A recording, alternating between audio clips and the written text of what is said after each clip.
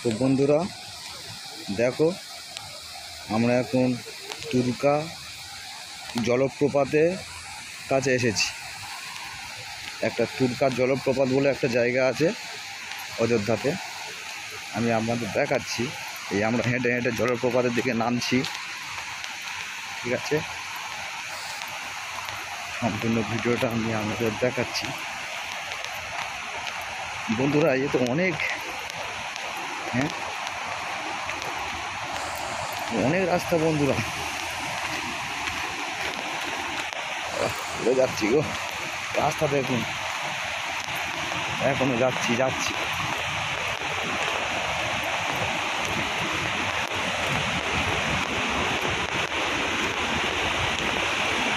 ওফ বন্ধুরা দেখুন,